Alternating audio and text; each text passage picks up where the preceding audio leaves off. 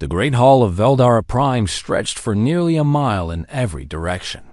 Massive pillars of crystal held up a ceiling that showed the stars themselves, a living window into the void beyond. Representatives from 100 different species filled the chamber, their voices creating a constant hum of translation devices and whispered conversations. Daniel Porter stood near the human section, his military uniform crisp and his expression calm. He had served in 3 different conflicts before being assigned to the Galactic Council as a military attach. He had seen war.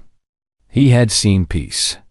And right now, watching the newcomers enter the chamber, he had a feeling he was about to see something very foolish.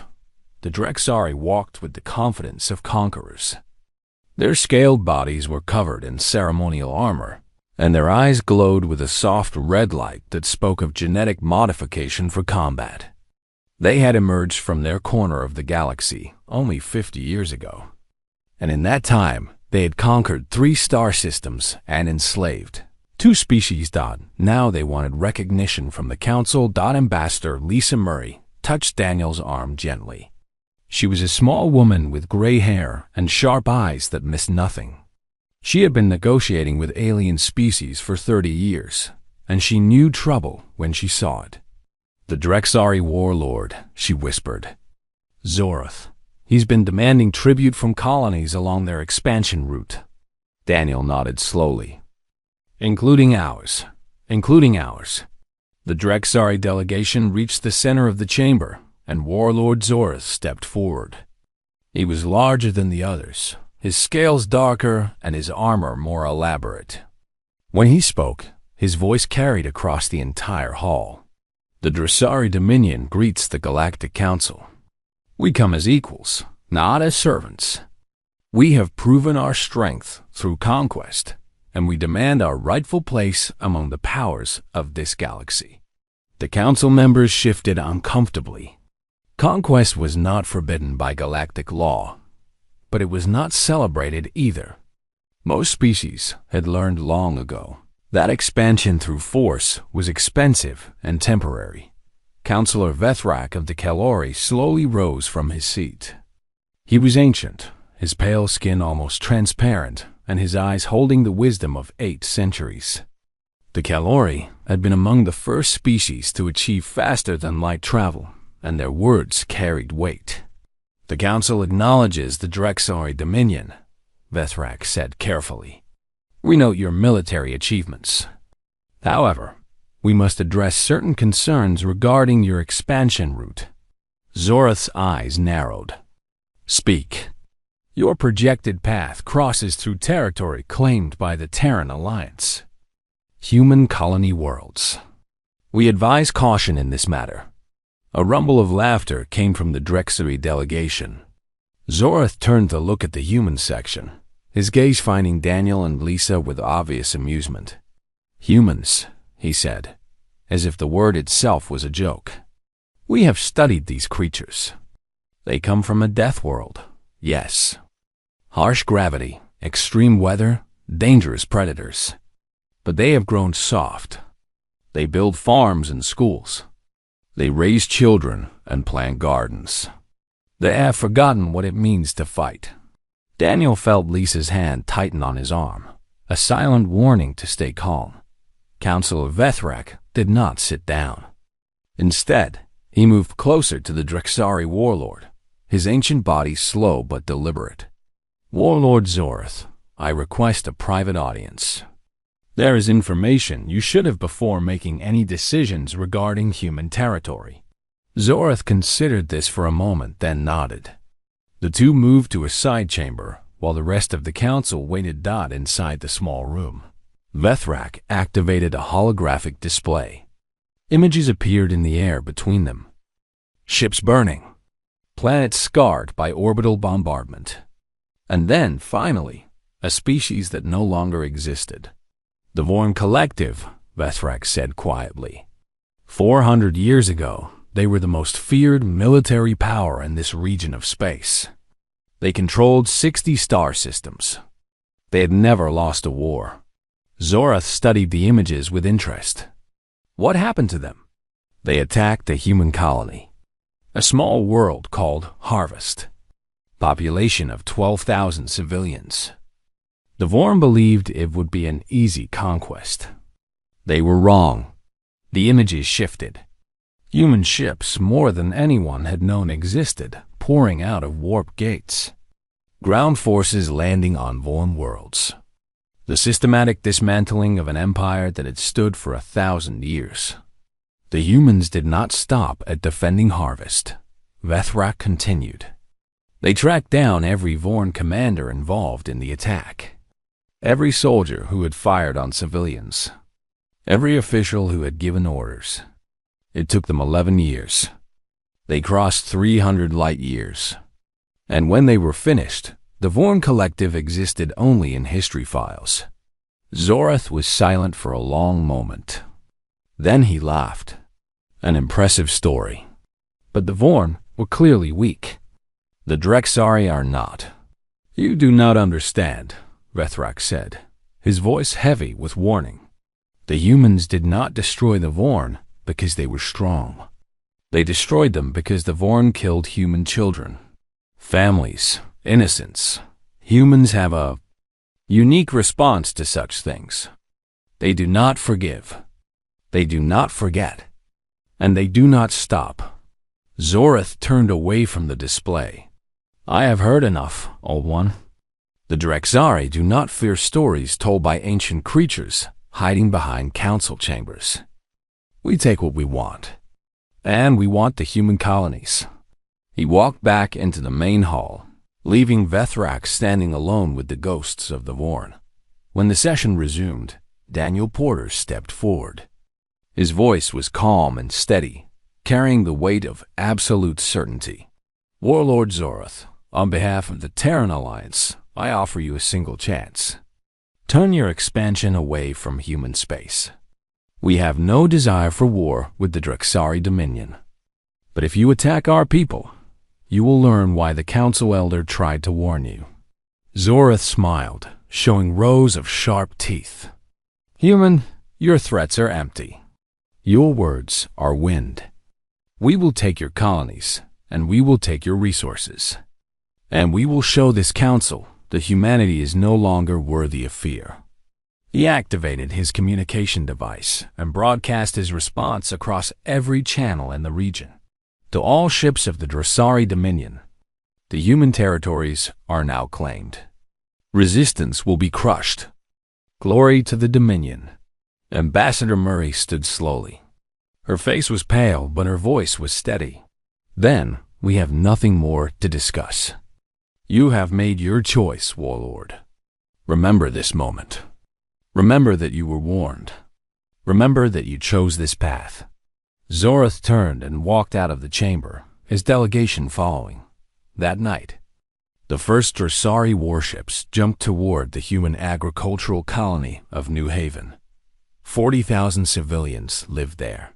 Farmers, teachers, families. Children. The warning had been given. The warning had been ignored. And humanity began to remember what it meant to hunt. New Haven was beautiful in the morning light. Golden fields of wheat stretched toward distant mountains, and the colony's main settlement sat like a jewel in the center of the valley. Children ran through the streets on their way to school, their laughter mixing with the sounds of farmers starting their day. Kevin Brooks stood on his balcony and watched the sunrise. As colonial administrator, he had overseen New Haven's growth from a small outpost to a thriving community of 40,000 people. They had hospitals now, universities, parks where families gathered on weekends. It had taken 20 years, but they had built something worth protecting. His communication device buzzed. The message was short and terrifying. Drexari fleet detected. Arrival in 3 hours. Kevin's heart stopped for just a moment. Then he moved. Sandra Wells was already in her classroom when the emergency alert came through. She had been a teacher on New Haven for 15 years, and she knew every child in the settlement by name. When she heard the warning, she did not panic. She gathered her students and began walking them toward the underground bunkers. Stay together, she said calmly. Hold hands with your partner. We practiced this, remember? Everything is going to be fine. The children trusted her. They always had thought at the small military garrison outside the settlement. Captain Nathan Cole was preparing his ship for launch. The Resolute was a light cruiser designed for patrol duty and escort missions. It was not built for full combat against a war fleet, but it was all they had. Sir, we're detecting 47 Dressari warships, his sensor officer reported. Capital class. Heavy weapons. They'll reach orbit in less than 2 hours. Nathan looked at his crew. 23 men and women who had volunteered for what they all knew might be a one-way mission. Get every civilian transport in the air, he ordered. Women and children first. We hold the line as long as we can. The evacuation began. Shuttles lifted off from every landing pad in the colony, carrying families toward the emergency jump gate on the far side of the planet. Underground bunkers filled with people who could not make it to the transports in time. Kevin Brooks stood in the communications center, broadcasting on every channel the Drexari might be monitoring. Drexari Fleet. This is Colonial Administrator Kevin Brooks. New Haven is a civilian settlement. We have no military value. We have no strategic resources. We have only farmers and families. I ask you to reconsider your approach. There is nothing here worth dying for. The response came in the form of weapons fire. The first orbital strike hit the Eastern District. The explosion was visible from space, a ball of fire that consumed 3 city blocks in an instant. Schools, homes, a hospital that had just finished treating its mourning patients. Sandra Wells felt the ground shake as she led her students deeper underground. The bunker doors closed behind them, heavy steel sealing them away from the nightmare above. Everyone count off, she said, her voice steady despite the tears streaming down her face. I need to know everyone is here. Above them, the Resolute rose to meet the Drexari fleet. Captain Cole knew the mathematics of this battle. 47 warships against 1 light cruiser. The outcome was certain, but every minute he fought was another minute for civilians to escape. All weapons free, he ordered. Target their troop transports first. Make them pay for every inch. The Resolute dove into the Drexari formation like a wolf among sheep. Its weapons blazed, striking enemy ships with precise fury. 3 troop transports exploded before the Drexari could react. A 4th was crippled, spinning away into the void. But there were too many. Plasma fire tore through the Resolute's shields. The ship shuddered as armor plating melted away. Warning alarms screamed through every corridor. Hull breach on Deck 4, someone reported. Deck 5. Deck 7. We're losing containment.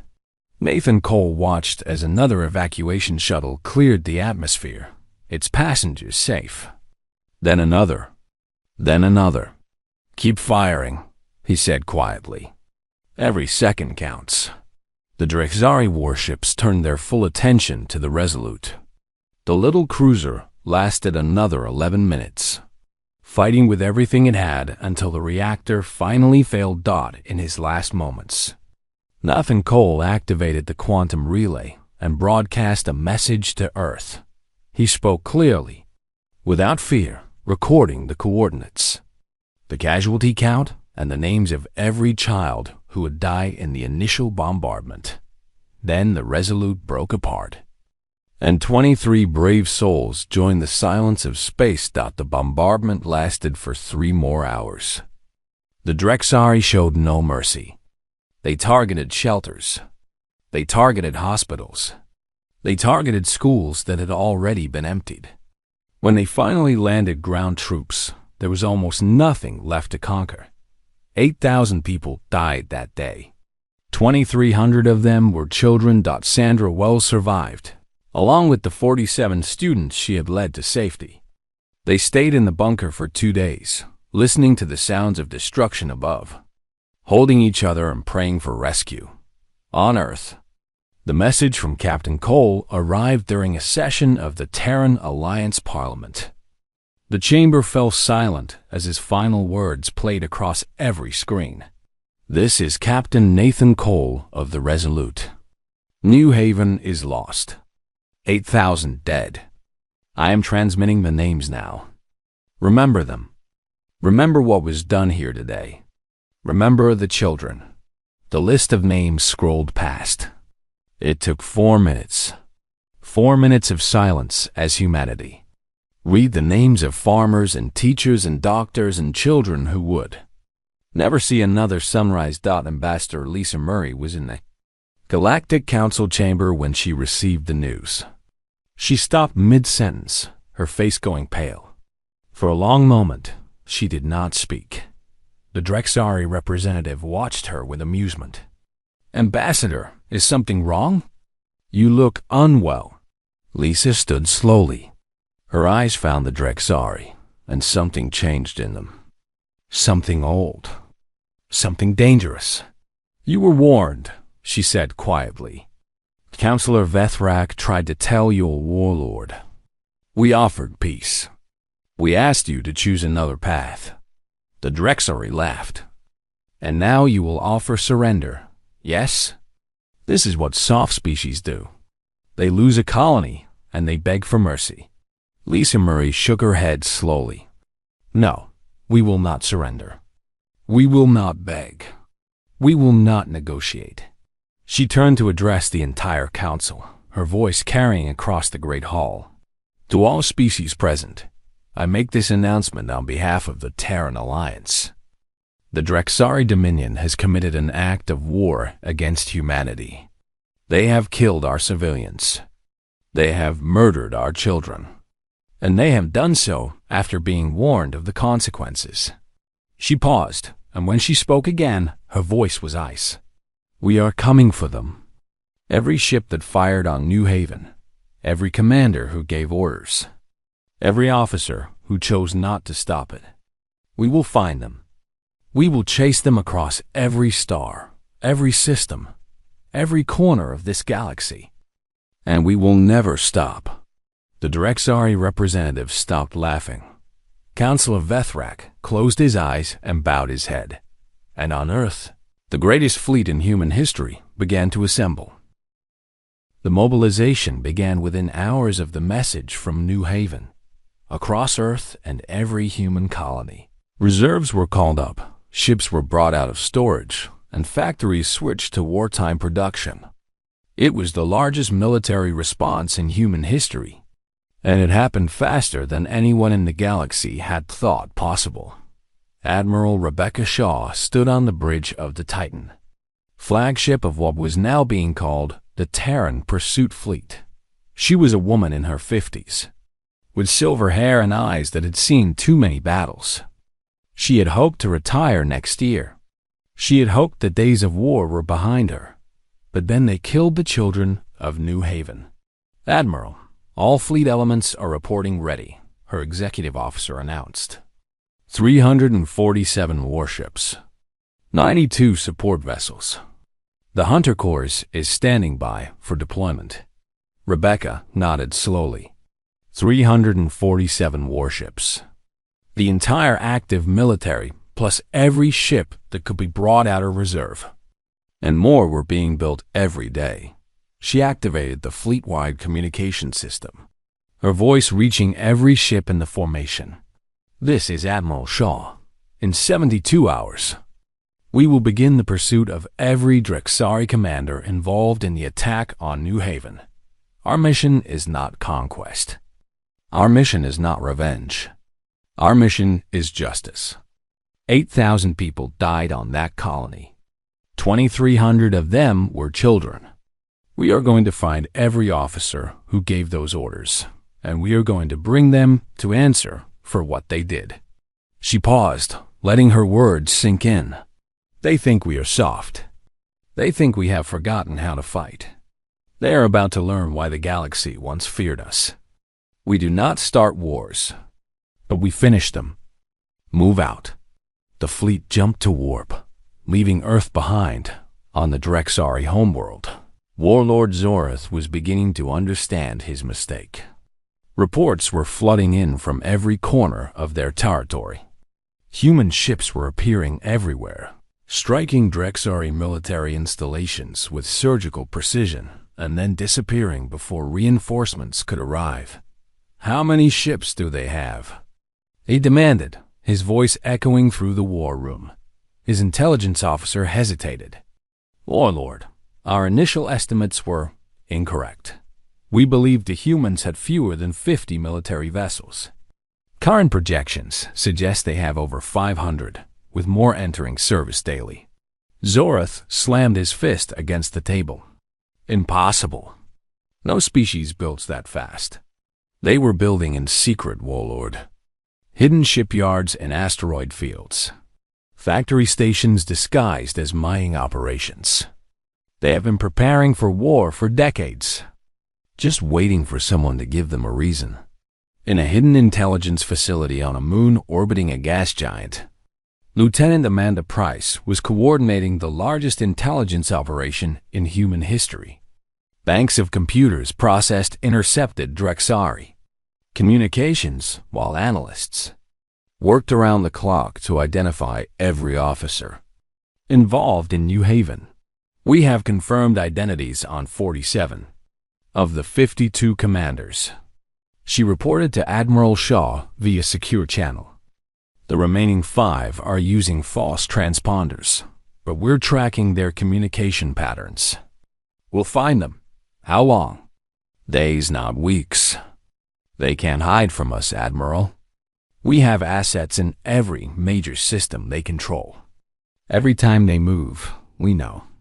Admiral Shaw studied the tactical display showing Drexari space. Red dots marked the locations of their target commanders. Green dots showed the positions of human hunting teams. "What about Zorath? He's still on the homeworld. Our sources say the Drexari High Command is considering handing him over to us as a peace offering." "And what did Ambassador Murray say to that?" Amanda checked her notes. She said, and I quote, "We will collect him ourselves, along with every officer who gave orders that day." The Galactic Council watched the unfolding campaign with a mixture of awe and terror. Human ships appeared in systems they should not have been able to reach. Drexari commanders vanished from their posts, captured by special operations teams that moved like ghosts through enemy territory. Counselor Vethrak received daily reports from his own intelligence network. Each day, the list of captured Drexari officers grew longer. "The humans are not attacking civilian populations," he noted to his fellow council members. "They are not destroying infrastructure. They are only taking military targets directly connected to New Haven." "That makes it worse," another counselor whispered. "If they were simply destroying everything, we could call it rage. This is something else. This is patient. This is planned. This is terrifying." Sergeant Chris Turner led one of the Hunter Corps teams operating deep in Drexari space. His unit had already captured 7 commanders, extracting them from heavily guarded military bases with minimal casualties on both sides. Tonight, they were going after Commander Vextel, the officer who had ordered the bombardment of New Haven's Eastern District. The district with the schools. The insertion was smooth. Turner's team cut through the base security like a hot knife through butter. They found Vextel in his private quarters, surrounded by guards who surrendered the moment they saw human weapons pointed at them. "Commander Vextel," Turner said calmly, "you are under arrest for war crimes against the civilian population of New Haven. You will be transported to Earth to stand trial. Do you understand?" Vextel stared at him with wide eyes. "How did you find me?" "I was hidden. I was protected." Turner smiled without warmth.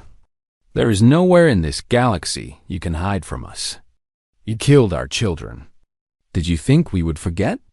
Did you think we would stop?" The Drexari commander had no answer. As weeks turned into months, the hunt continued. Human ships appeared in systems beyond Dressari borders, tracking commanders who had fled to neighboring territories. Governments that had offered shelter to the fugitives quickly changed their minds when human warships appeared in their space. Ambassador Murray delivered a simple message to every species in the region. We are not here for war. We are here for justice. Give us the criminals, and we will leave you in peace. Protect them, and you will learn why the Drexari should have listened to the warnings. No one chose to protect them. On the Galactic Council station, Councillor Vethrak watched a news broadcast showing another captured Drexari commander being transferred to human custody. A young council aide approached him nervously. "Counselor, how long will this continue? How long will the humans hunt?" Vethrak turned to look at the young creature with ancient eyes. "I warned Warlord Zorath," he said quietly. "I showed him what happened to the Vorn, but he did not understand. He thought human kindness was weakness. He thought their farms and schools and families meant they had forgotten how to fight." He paused, watching as the broadcast showed Sandra Wells, the teacher from New Haven, giving testimony about the children she had lost. The humans do not seek war. They do not desire conquest. But they remember. They remember every name, every face, every child who died in their arms. And they will never stop hunting until every person responsible has answered for what they did. The aide swallowed hard. "Never?" Vethrak shook his head slowly. "Never. That is what it means to be human. That is why the galaxy should fear them. That is why the galaxy should fear them. Not because of their weapons, not because of their ships, but because they will cross any distance, wait any length of time, and sacrifice anything to protect their own." He turned back to the broadcast. Zorath thought he was hunting prey. He did not realize he had awakened something far more dangerous. On the edge of Dressari space, Warlord Zorath made his decision. He would not wait to be captured. He would not let his own people hand him over for execution. He would run. He took his fastest ship and jumped beyond map space, into the unknown regions where no government had authority and no law held power. He thought he could escape. He was wrong. 6 months had passed since the attack on New Haven. Across the galaxy, the human hunt had become the subject of fear and fascination. News networks broadcast updates daily. Species that had never heard of Earth now spoke of humans in whispered tones. And the numbers told a story that no one could ignore. 40-7 of the 52 commanders involved in New Haven had been captured or killed. Most had surrendered peacefully, choosing trial over death. Some had fought back. They had all been found. Only 5 remained free, and one of them was Warlord Zorath, Lieutenant Amanda. Price studied the intelligence reports in her quarters aboard the Titan. 6 months of tracking, analyzing, and predicting had led them here, to the edge of mapped space. Beyond this point, star charts became unreliable and communication networks disappeared. "He thinks he's clever," she said to herself, highlighting a series of jump coordinates on her display. But patterns don't lie. Zorath had been running for 3 months, jumping from system to system, never staying more than a few days in any location. He had hired mercenaries. He had bribed smugglers. He had formed alliances with pirates who operated in the lawless regions beyond Council. Authority, none of it mattered. Admiral Shaw reviewed Amanda's analysis on the bridge of the Titan. "You're certain he's heading for the void reaches?" Amanda nodded. "The void reaches are beyond anyone's jurisdiction. No council presence, no regular patrols, just pirates and outlaws. It's the only place he might think we can't follow." "He's wrong." "Yes, Admiral. He is." The Terran pursuit fleet jumped into the void reaches 2 days later. It was a dangerous region, filled with unstable warp corridors and hidden asteroid fields. Perfect territory for those who wanted to disappear. But humans had never been afraid of difficult terrain. Sergeant Chris Turner and his Hunter Corps team were the first to make contact. Their stealth ship detected Drexari engine signatures near an abandoned mining station, and they moved in to investigate. What they found was unexpected. Zorath had gathered a small army around him. Drexari loyalists who had fled with their warlord. Mercenary companies from a dozen different species. Pirate crews who had been promised payment in Drexari military technology. Nearly 200 ships and thousands of armed fighters. "Wow," Turner said, studying the sensor data. "He's been busy." His communications officer looked worried. "Sergeant, should we pull back and wait for the fleet?" Turner considered this. Then he smiled. "No, we're going to do something better. We're going to talk to them." The broadcast went out on every frequency the Pirate Alliance was using. Turner's face appeared on screens throughout the fleet of outlaws. "This is Sergeant Chris Turner of the Terran Hunter Corps. I have a message for everyone except Warlord Zorath. 6 months ago, Zorath ordered the bombardment of a human colony.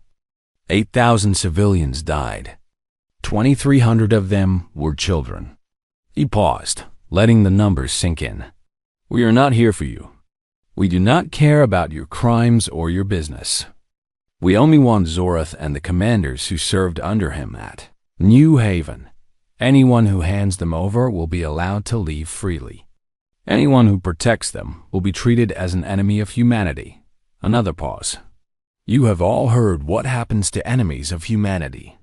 You have all seen the news broadcasts. 47 commanders captured in 6 months. Governments that tried to shelter them watching human warships appear in their space. This is your one chance. Make a choice." The Pirate Alliance fell apart within hours. Mercenary companies withdrew, broadcasting apologies and promises of neutrality. Pirate crews abandoned their positions and fled deeper into the void reaches, wanting no part of a war with humanity. Drexari officers who had hoped to rebuild their careers under Zorath's protection surrendered themselves to Turner's team, choosing trial over death. By morning, Zorath's army had shrunk from 200 ships to 12. Amanda Price intercepted the communications between the fleeing pirates and their contacts. The messages were illuminating. "There." Terrified, she reported to Admiral Shaw. "One pirate captain is telling everyone that humans tracked him through 3 different sectors last year for stealing a medical supply ship. He says he's not going to war over a Drexari warlord." Shaw almost smiled. "What about Zorath?" "He's running." His remaining ships jumped toward an uncharted system near the edge of the galaxy. "We're tracking them now." Zorath's bridge was quiet as his fleet made another desperate jump. 12 ships. That was all he had left. The mercenaries had abandoned him. The pirates had fled. His own officers were whispering about surrender. "Warlord," his communications officer said hesitantly, "we are receiving a transmission from the humans. I do not wish to hear their threats." "It is not a threat, Warlord. It is a message from one of our captured commanders." Zorath turned slowly. "Play it." The face of Commander Helvath appeared on the screen. He had been captured 2 months ago, and he looked tired but unharmed. "Zorath, if you are receiving this, I want you to know something. The humans gave me a fair trial. They presented evidence. They allowed me to speak in my own defense. I was found guilty, and I will spend the rest of my life in a human prison. But they did not torture me. They did not execute me. They treated me with more dignity than we showed to people of New Haven." Helvath leaned closer to the camera. "Stop running. Stop hiding. You cannot escape them. No one can. Turn yourself in and face justice. It is the only choice left." The message ended. Zorath stood in silence for a long moment. Then he turned to his navigation officer. "Find me a system they cannot reach." Find me somewhere to hide. I will not surrender to soft creatures who build farms and raise children." But his officers' hands were shaking. "Warlord, they tracked us through unmapped space. They followed us through pirate territory. They broke apart our alliance without firing a single shot. There is nowhere they cannot reach." Zorath struck him across the face, sending the officer crashing to the floor. "Then we will make our stand. We will show them that the Drexari do not beg for mercy." His remaining ships jumped to a barren system at the galaxy's edge. A dying star, a handful of rocky worlds, and nothing else. This would be where Zorath made his final stand. He did not have to wait long. The Titan dropped out of warp 3 days later, followed by 50 human warships. They did not immediately attack. Instead, they surrounded Zorath's small fleet and waited. Admiral Shaw's voice came through on all channels. "Warlord Zorath, this is Admiral Rebecca Shaw of the Terran Pursuit Fleet. You are surrounded. Your allies have abandoned you. Your fleet cannot escape. I am offering you one final opportunity to surrender and face trial for your crimes." Zorath laughed bitterly. "And what does your justice look like, human? A quick execution? Torture for information? Neither. You will be tried in a court of law. Evidence will be presented. You will be allowed to speak in your own defense. If found guilty, you will spend the rest of your life in a prison facility. We do not execute war criminals. We make them live with what they did. Silence. You have until tomorrow morning to make your decision," Shaw continued. "After that, we are coming to get you regardless of your answer." The night passed slowly on Zorath's flagship. His officers argued about what to do. Some wanted to fight. Some wanted to surrender. Some simply wanted it to be overdone in the morning. Admiral Shaw received a response. "I am Warlord Zorath of the Drexari Dominion. I do not surrender to prey. Come and take me if you can." Shaw sighed and turned to her tactical officer. "Launch the assault. Disable their ships. Minimal casualties on both sides if possible. We're taking them alive." The battle, if it could be called that, lasted less than an hour. Human ships moved with perfect coordination, targeting engines and weapon systems while leaving life support intact. One by one, Zorath's vessels went dark on the final ship. Sergeant Turner's team cut through the bridge doors and found the warlord waiting, a weapon in his hand. "You came all this way for me," Zorath said quietly. "Across half the galaxy, through unmapped space, past every defense I could create. Why?" Turner lowered his weapon slightly. "Because you killed our children. And we never forget. We never stop. You were warned, Warlord. You should have listened." Zorath dropped his weapon and allowed himself to be taken into custody. The hunt was almost over. The trial of Warlord Zorath and his commanders was broadcast across every inhabited system in the galaxy. More than 400 billion beings watched as humanity presented its case against the Drexari officers who had destroyed New Haven. The courtroom on Earth was simple and dignified. No dramatic lighting or impressive architecture, just a functional space where justice would be served. Zorath sat with his remaining commanders. All 52 of them finally gathered in one place. After 8 months of hunting, Ambassador Lisa Murray opened the proceedings with a statement that would be remembered for centuries. "We are not here for revenge. We are not here to demonstrate our power. We are here because 8,000 people, including 2,300 children, were killed without warning and without mercy. We are here because justice must have meaning. We are here because the names of the dead deserve to be spoken." The trial lasted 3 weeks. Every piece of evidence was presented carefully. Communication records showing the orders given. Sensor data documenting the bombardment patterns. Testimony from survivors who had watched their homes burn. And then Sandra Wells took the stand. The teacher from New Haven had aged years in the months since the attack. Her hair had turned gray, and her hand shook slightly as she held the memorial list. But her voice was strong. "I was responsible for 123 students," she said quietly. "When the warning came, I gathered them and led them to the bunkers. 47 made it. 47 children are alive because we practiced the evacuation drills. But 76 did not make it. 76 children were in other parts of the school when the bombardment began." She looked directly at Zorath. "I knew all of them. I knew their favorite subjects. I knew their dreams. I knew which ones wanted to be farmers like their parents, and which ones wanted to travel to the stars. They were not soldiers. They were not threats. They were children." She unfolded the list and began reading names. It took almost an hour. 76 names, followed by ages and brief descriptions. Favorite colors. Best friends. The small details that made each child a person instead of a statistic. When she finished, the courtroom was silent. Zorath was given the opportunity to speak in his own defense. He stood slowly, his scaled body seeming smaller than it had 8 months ago. "I underestimated humanity," he said finally.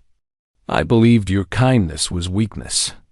I believed your farms and schools meant you had forgotten strength. I was wrong."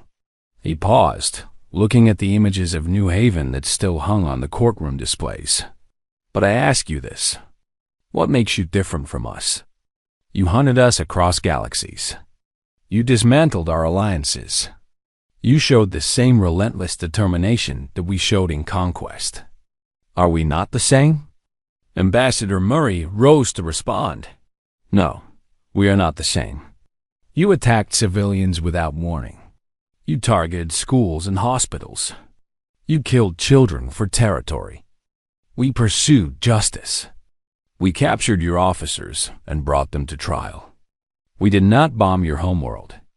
We did not kill your families. We did not show your children the same mercy you showed ours." Her voice hardened. "That is the difference between us. We could have destroyed you. We had the power. We had the reason. But we chose justice over revenge. We chose law over blood. That is what makes us human." The verdict came swiftly. Guilty on all counts. The sentences were life imprisonment without possibility of release. The Galaxies commanders would spend the rest of their lives in a facility designed specifically for this purpose, with enough comfort to survive, but nothing more. As Zorath was led away, Councilor Vethrek watched from the gallery. The ancient Kalori had made the journey to Earth specifically for this moment. "They could have executed him," a young human journalist said to the counselor. "Most species would have. Why didn't they?" Vethrek considered the question carefully. "Because death would have been an ending. Humans do not want an ending for Zorath. They want him to live, to remember, to spend every remaining day knowing that his actions killed thousands of innocents and that he will never escape the consequences. That is more terrifying than any execution." 1 month later, Ambassador Murray returned to New Haven. The colony was being rebuilt. New buildings rose from the ashes of the old. Farmers were planting crops in fields that had been scarred by orbital fire. Children played in newly constructed parks, their laughter mixing with the sounds of construction. Mari carried a small memorial plaque in her hands. She walked to the center of what had been the main settlement, where a simple garden had been created around a stone monument. The monument listed every name. 8,000 people. 2,300 children. Each one remembered. She placed the plaque at the base of the monument and stepped back. It reads simply, "You were loved. You are remembered. You will never be forgotten." A young Galaxies diplomat approached her carefully. His people had sent him as part of the new peace negotiations, and he had asked to visit New Haven as a gesture of respect. "Ambassador," he said quietly, I want you to know that the Druxari people are ashamed of what was done here. Zorath did not represent all of us. Many of us opposed the war from the beginning. Murray studied him for a long moment. I know. The galaxy is not simple, and guilt is not collective. Your people are not our enemies. Zorath and his commanders were. The young diplomat nodded slowly. Is peace possible between us? True peace. There can always be peace, Murray said. Humanity does not seek eternal war. We do not want to rule the galaxy. We want to raise our children, build our homes, live our lives. But the next time someone considers attacking human civilians, I hope they remember what happened when Zorath did not listen to the warning. She gestured to the memorial, to the names carved in stone. We remember. That is our strength and our burden. We remember every name, every face, every child who should have grown up to see the stars. And we will cross any distance, face any danger, to ensure that those who harmed them face justice. The young diplomat bowed his head. I will carry this message to my people. Do that, and perhaps in time we can build something better together. 20 years later, a Drexari history textbook contained a chapter titled The Human Hunt. It was required. Reading for all military officers in training, the chapter began with the warning that Councillor Vethrek had given to Zorath, and ended with a simple conclusion. Humanity is not a species of conquerors. They do not seek empire or dominion. They build farms and schools. They raise families. They create art and music and poetry. But beneath their kindness lies a truth that every species in the galaxy must understand. Harm their people, especially their children, and they will hunt you. It may take months. It may take years. It may take decades. But they will find you. They will catch you. And they will make you answer for what you did. This is not rage. This is not bloodlust. This is something far more terrifying. This is human patience. This is human memory. This is human justice. The warning was given. The warning should never have been ignored. On Earth, Sandra Wells continued teaching for 30 more years. She often told her students about New Haven, about the 76 children who did not survive, and about the importance of remembering those who came before. And every year, on the anniversary of the attack, humans across the galaxy paused for a moment of silence. They remembered the names. They honored the dead. And they renewed their quiet promise to the universe that we protect our own. We remember our lost. And we never, ever stop.